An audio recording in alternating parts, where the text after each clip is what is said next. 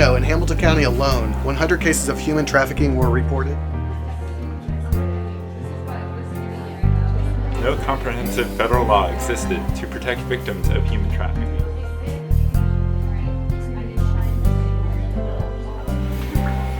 Human trafficking is the second fastest growing criminal industry in the U.S. We are Secondlife Chattanooga. We are here to help.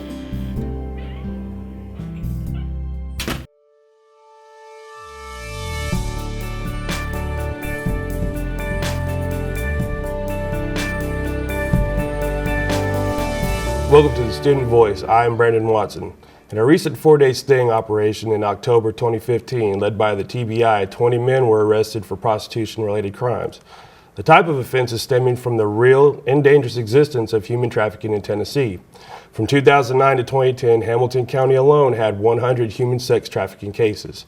Yet local and state law enforcement agencies are still underprepared to efficiently tackle the issue.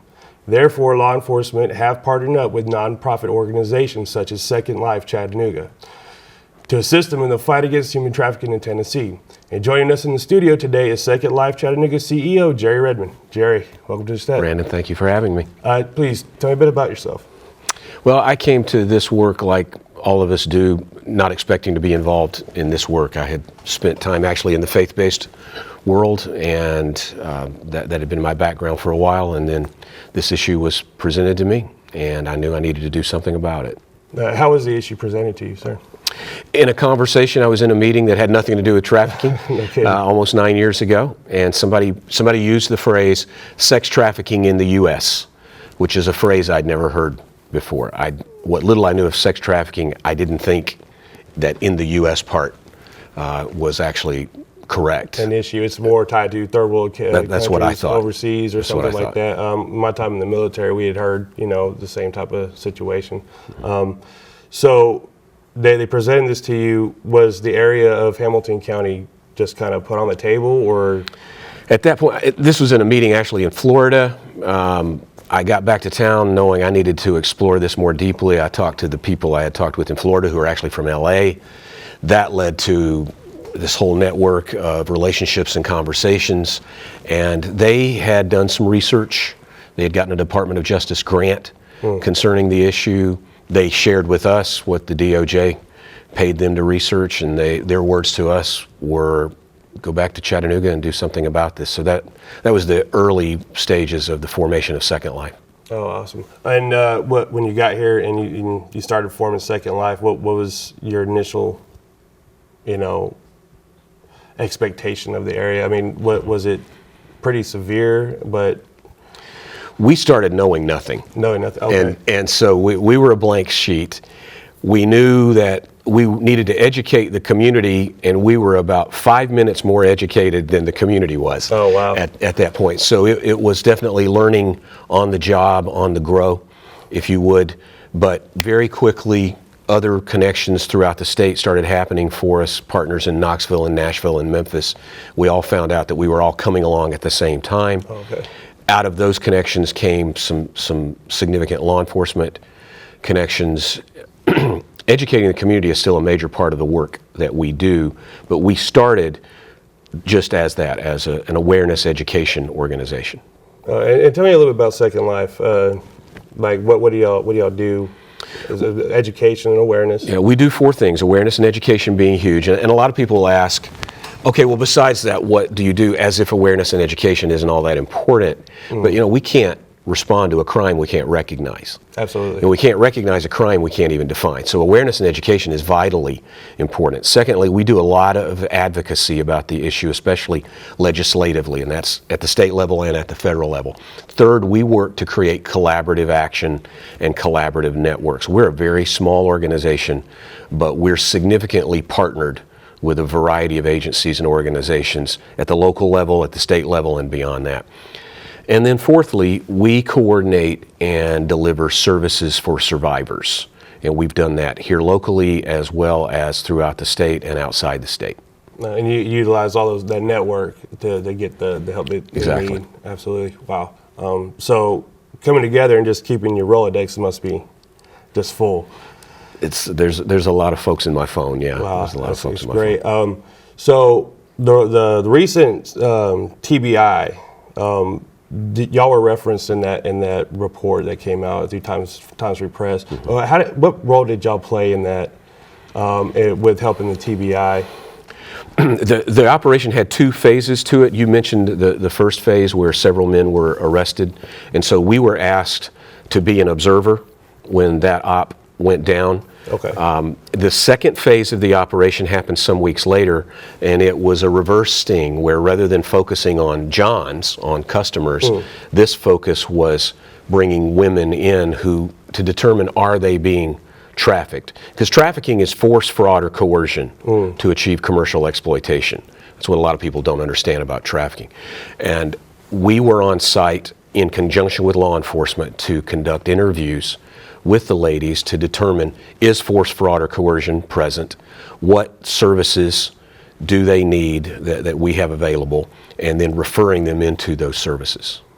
Okay, and then you followed up with them after that? Yes, we're still in touch with several of them. Oh, absolutely, that's crazy.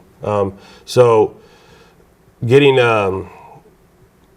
through a thing like that, situation like that, the local law enforcement, I know the city of Chattanooga PD, they keep you in the loop on a lot of things going on. Yeah, we're partnered with them. We're partnered with Chattanooga PD, Hamilton County Sheriff's Office, as well as our state and our federal partners. The operation that you mentioned, which is called Operation Someone Like Me. Someone Like Me. It was a statewide op.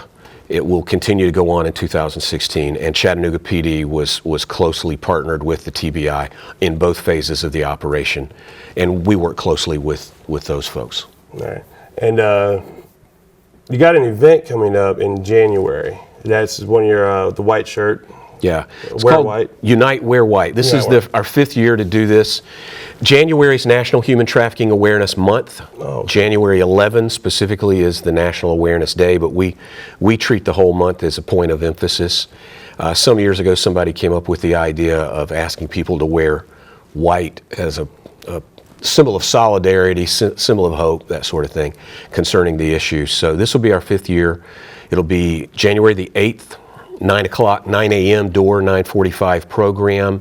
There'll be a variety of partners of ours who will be there displaying their work and what they do. It's a free event. It's hosted at the Doubletree Hotel, 407 Chestnut Street downtown. We'd love for the community to come out and learn more about the local work that's going on, how they can connect to that local work, but also how the local work is connected to both the statewide work and the emerging national work on this issue. Yeah, it seems like there's from the get-go, getting off the launching pad when it was just mentioned in your meeting, you already had folks from LA and Florida, it's just already there, a national thing. So it's not just our backyard, it's right. The greater community. And the numbers are pretty startling from the TBI references just for the state alone. But you also have a TED Talk coming up as well in February. Is that correct, sir? Right. I'm going to be one of the speakers at TEDx Chattanooga. Well, that's exciting. And we love TED here.